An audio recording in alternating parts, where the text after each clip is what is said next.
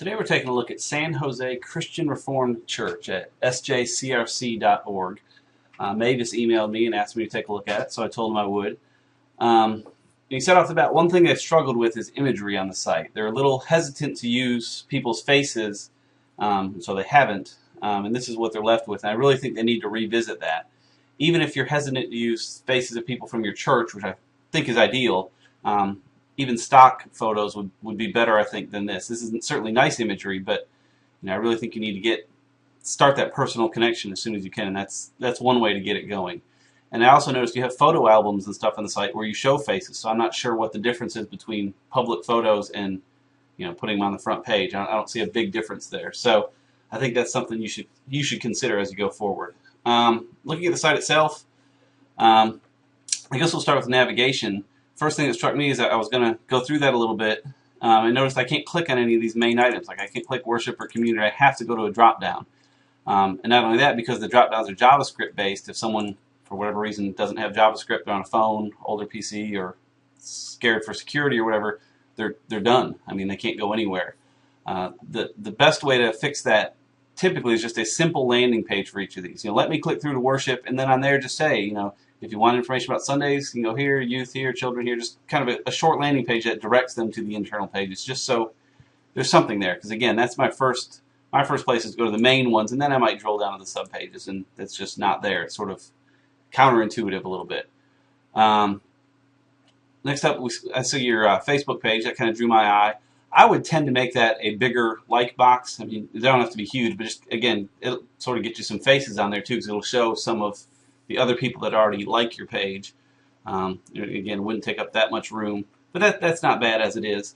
On the Facebook page, I would suggest, however, once you get over 25 likes, you're allowed to create a username for your page. Because right now your page is at facebook.com/pages/san-jose-california/ it just goes on and on and on. And that's what Facebook gives you. But when you get more than 25 fans, you can set your own username. So if you go to facebook.com/username, takes you to a page like this where you can set your own. Mine is facebook.com/mcmail. But right here, it lets you set a username for any pages that you administrate. So you could click that, choose your church, and then set it to be facebook.com/San Jose CRC or SJCRC, or you can see what's available. Be very careful doing it though, because you cannot change it once you set it. So if you accidentally have a typo in there, that's very bad news, and you can't contact Facebook folks to get things like that fixed. You're just kind of stuck with it. So certainly do that, but just be careful as you do it. Looking around the page a little bit more, I noticed. I'm not going to get into everything. I'm just going to notice a few other things that I thought were broken. I saw Pastor Brad's blog, so I clicked through to it. He'll be writing a blog soon as of a year ago. So, yeah, that's obviously not good. Pretty easy fix here. Either get rid of the blog or get him writing, but you can't leave it like that. I mean, that's just pretty bad to have that on the front page there with a link to that. And I also noticed, I used the search engine once, like I searched for youth, and found, Aaron wrote an entry called Missional Youth Leader, and, it's a good little post, but I can't find this blog anywhere, like through the navigation or anything, and maybe I missed it, but yeah, I couldn't find it. So either I'm silly and missed it, and you should make it more obvious, or it's not there anywhere and you need to add it, because I'm guessing if I did some searches, I'd find a few other entries in there about. Going a little further, we'll go to the About Us page. Just as an example, a lot of your pages, I think you need to add more internal links in the text. Like you talk about renew through God's grace through our worship, blah, blah. Well, that should link over to your worship page. Just give me a quick, don't make me dig for it, especially since I can't even click on worship. Take me probably to the Sundays page. A lot of your internal pages, because you could use more links in there. Not a ton, but wherever it's appropriate, where you have more information about whatever you're talking about, link over to it. On that Sundays page, a lot of good info here. One thing you don't mention that I'm big on is dress. You do mention you draw from historic Christian tradition and contemporary forms of worship. Does that mean it's appropriate to wear a suit or jeans?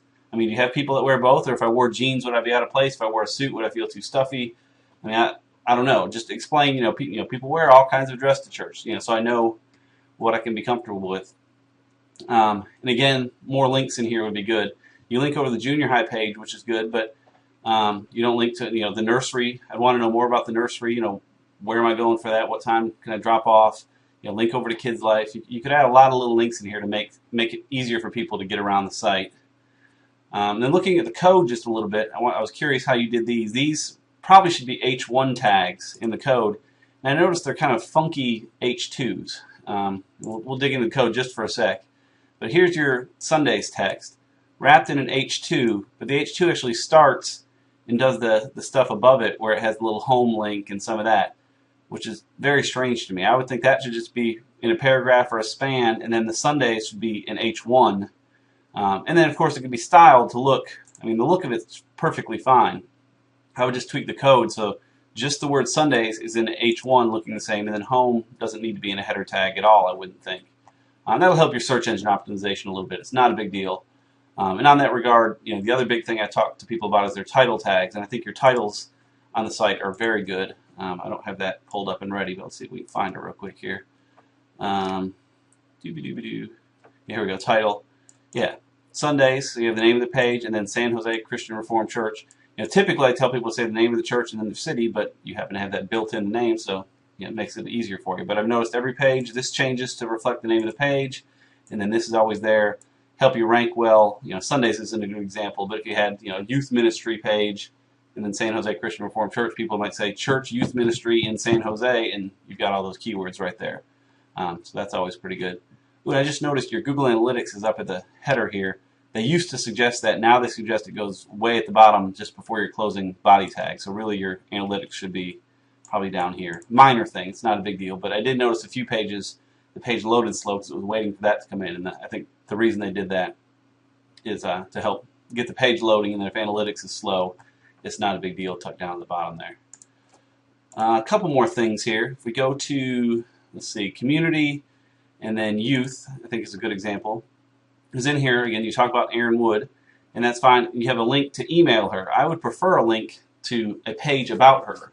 If I was new to the church and I want to bring my teen, I'd want to know who this Erin is, who am I looking for. A picture would be great. And you have that information under, where is it, leadership, I think? Yeah, you've got, there's Erin Wood. Why not make this a separate page where I can click through to it, see her picture, and then there's also the option to email, which that should be clickable, I would think. And I can read about her. If possible, you can link her Facebook and Twitter account if she has those kinds of things. But I'm a big fan of making a separate page for every staff member for the very reason I just showed, where whenever you mention them, you can link to their page and people can get more information. Again, first-time visitors, if they need to find the youth director, the children's coordinator, whatever, they'll feel a lot more comfortable if they have a name and a photo. They can sort of know what they're looking for. Let's see, if we go to adult groups, you have a lot of good groups listed, but like no information on any of them really. This one's not bad. Wednesday mornings at 10 at church. This one, they meet in homes. I guess you can just do that. No idea what this is. 1820 is kind of a cute name for it. When does it meet? Where does it meet? What time does it meet? I got nothing. I guess you're trying to encourage book club once a month, but no idea when or where. If it's on the calendar, mention that it's on the calendar. I can go over there. But it really looks like you're fishing for people to contact you, which is a good thing to do. You certainly want to initiate the contact, but I would get a little more info up there. If I know the book club always meets on Thursday nights, I won't waste your time asking because I know I'm always busy on Thursday nights, And conversely, if it's always on Mondays and I'm always free on Mondays, then I might have more interest in doing that. If we go in here too to children, same kind of thing. We talk about cadets. They meet 2 Wednesday nights each month. Okay. What time? Where you meet? You talk about what you do pretty well, but a little more detail on what you're doing would be good.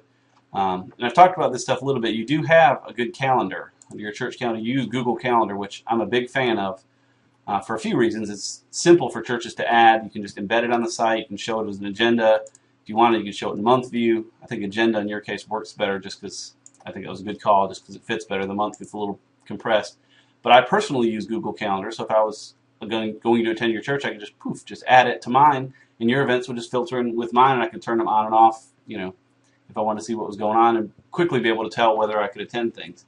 And you do have more info in here about 1820s and some of that, but a user may not, especially a new user, may not click around. You got a lot of pages here to find that. So having a link on the adult page saying, to see our next meeting times, visit the calendar, that would be a good way to go. So that gives you a good bit to work on. I hope this was helpful for you, and let me know if you have any questions. Thanks.